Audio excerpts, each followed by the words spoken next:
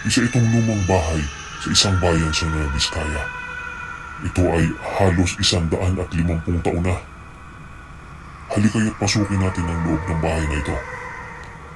At tingnan natin at alamin natin kung ano ang mga natatago sa likod at mga kwento at mga kahindik-hindik na pangyayari sa loob ng bahay na ito. Makikita natin na parang nilooban, niransak, winasak, dinaanan ng bagyo. At talagang halos gutay-gutay na ang bahay na ito. Talagang napabayaan na. Hindi mo alam kung ano ang naninirahan na sa loob nito. May mga ilang taong nagsasabing may mga nakikita raw sila rito kapag kagabi. Kapag dumadaan sila sa 10 oras ng gabi, may nakikita silang mga bata. Mga humihingi ng tulong, mga daing, mga halinghing, at kung ano-ano pa.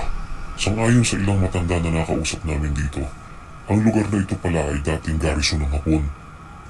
At nung between 18th century hanggang 19th century, ito pala ay isang ospital.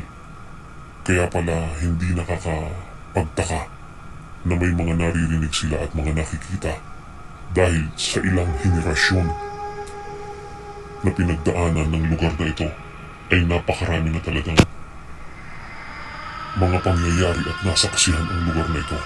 Hindi nakakatakataka maraming hiwagang nababalot sa loob ng bahay na ito sapagkat ito'y nagsilbi o nagsilbing piping saksi sa daan-daang taong lumipas sa lugar na ito. Isa sa kahindik-hindik na huling mga pangyayari sa lugar na ito ay nang may manirahan na isang dayo na taga Maynila na matapos malugi sa kanyang mga negosyo ay naisipan na ng mga mukam at bakuran ang kalahati ng lugar na ito. Naroong pagbantaan niya, takutin at kung anong sabihin sa isang babaeng caretaker sa bahay na ito. At di nagtagal ay nakuha niya ang kanyang gusto. Napalayas niya at tuluyang umalis ang caretaker. At mula noon ay tuluyan na niyang nagawa ang kanyang gusto. Napabakuran ang kalahati ng lugar. Pinaghati-hati ang lugar at pinaupahan sa kung sino-sinong tao. Hindi naglaon. Ang dayong ito ay nagkasakit. Dinapuan ng karamdaman. Walang lunas na karamdaman. 5 klase ng kanser. Kanser sa buto. Kanser sa utak.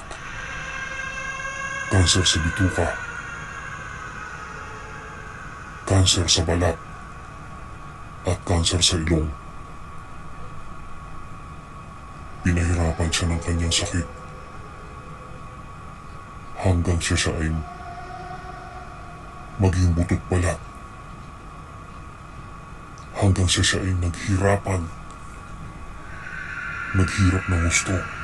May mga nagsabing ang kanyang mga naranasang sakit ay bunga ng kanyang katampalasan ng mga ginawa sa lugar na ito. Subalit, meron din nagsasabi na marahil ito ay karma dahil sa dami ng kanyang niloko at ng kanyang inapi sa Maynila. Sangayon sa kwento, natagpuan ang bangkay ng dayuhang ito sa puno ng malunggay, nakasangit sa tabi ng Poso Negro. Isang umaga, nakatikangkang, ihaya, mulaga, nakatikim ang mata sa langit, nakanganga, at tila ba takot na takot, at tila ba merong nakikita na kakaiba. Walang makapagbaba sa kanya sa puno ng malunggay hanggang sa nahulog na lamang daw siya ng kusa at nagsumasog sa Puso Negro. Walang ni isang taong pumunta sa burol ng dayuhan at pagkatapos ng libing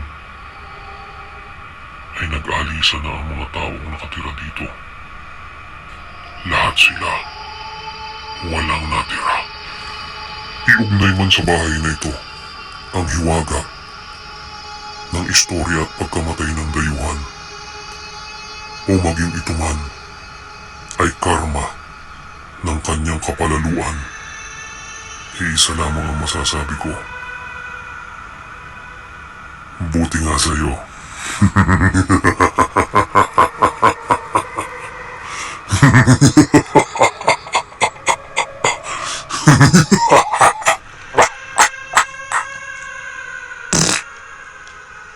Wisit ka.